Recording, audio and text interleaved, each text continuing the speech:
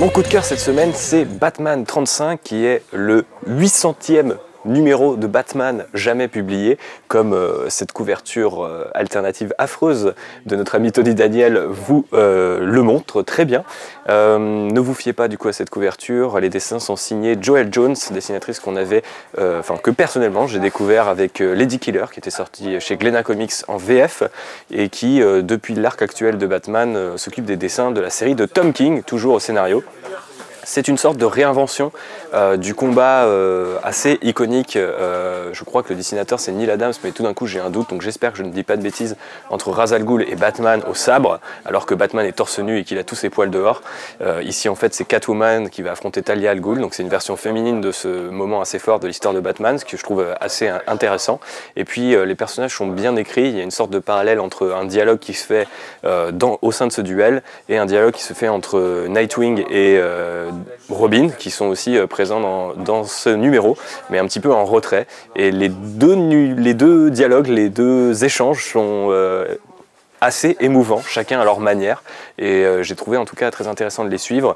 Le gros plus de l'arc actuel de Batman, parce que pour l'instant je ne vois pas trop où Tom King veut en revenir, c'est du coup les dessins de Joëlle Jones. Je la trouve hyper inspirée, ses compositions sont assez travaillées et la fluidité qui se dégage de ses dessins est assez dingue, et j'adore la façon dont elle dessine Catwoman. C'est un personnage qui est assez cher à mon cœur, et donc je trouve que ce numéro 35 est assez brillant, donc je vous le recommande chaudement chez DC. Voilà.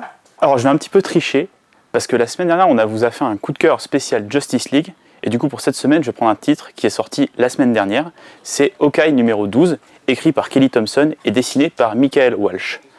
C'est un numéro qui va mettre en scène Kate Bishop, donc on peut dire le nouvel Hawkeye, et en fait elle va recevoir la visite de Laura Kinney, donc X-23, la nouvelle Wolverine.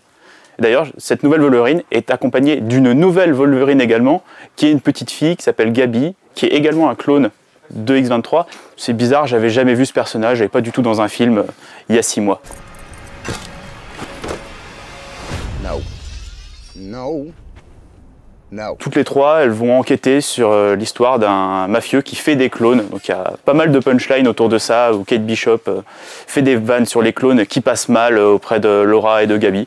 C'est très sympa, c'est très fun, ça se lit bien. C'est ce que j'aime dans les comics, quand c'est sympa, drôle et fun. J'aime pas trop les trucs trop dark et trop sombres. Mais pour ça, il y a Doomsday Clock et je vais laisser mes collègues vous en parler. Alors, mon coup de cœur cette semaine, je pense que c'est assez criant, puisqu'il y a 4 variantes juste à côté de moi, c'est Doomsday Clock 1 de Geoff Johns et Gary Frank. Donc Doomsday Clock, qu'est-ce que c'est? On en a assez parlé sur Comics Blog, je vous invite d'ailleurs à voir tout le programme qu'on a fait, puisque on vous a enregistré quelques trucs, il y a 2 dossiers, et en fait c'est la suite spirituelle de Watchmen, donc pas vraiment la suite, puisque c'est la tentative d'intégration de l'univers de Watchmen à DC Comics. DC Comics du coup a décidé, après Before Watchmen il y a quelques années, de retenter l'expérience en intégrant véritablement l'univers de Watchmen à DC, et on a enfin ce premier numéro du coup. Alors, un peu compliqué d'en parler, c'est quand même mon coup de cœur, parce que je trouve que même si Geoff Johns évidemment n'a pas la finesse d'écriture d'un Alan Moore, et Gary Frank ne sort pas aussi bien que Dave Gibbons dans la mise en scène, notamment de Gaufrier, puisqu'il le reprend évidemment en hommage. Je trouve que ce numéro est quand même vachement intéressant, puisqu'il pose un contexte politique super dense et finalement assez contemporain, même si ça se passe en 1992. Et je pense que c'est un comics, moi j'aime beaucoup la politique dans les comics, et je trouve que l'aspect politique est vraiment mis en avant. Et c'est pareil, dans la reprise des personnages, donc pareil, des personnages qui étaient un peu difficiles à appréhender, puisque forcément ils appartenaient à Alan Moore. Et je trouve que Geoff Johns s'en sort super bien dans ce premier numéro, notamment vis-à-vis de Adrian Bate, donc Ozymandias. Franchement, pour l'instant, je suis conquis, même si c'est vraiment un numéro introductif. Peut-être qu'on aurait aimé en voir plus, mais je pense que c'était quand même assez important d'avoir un numéro qui posait les bases. Et pour l'instant, je suis assez confiant de ce qui va se passer, même si ça va s'étaler sur 1 an. Donc là, c'est que le premier numéro, donc on a le temps d'avoir quelques surprises, mais pour l'instant, je suis content.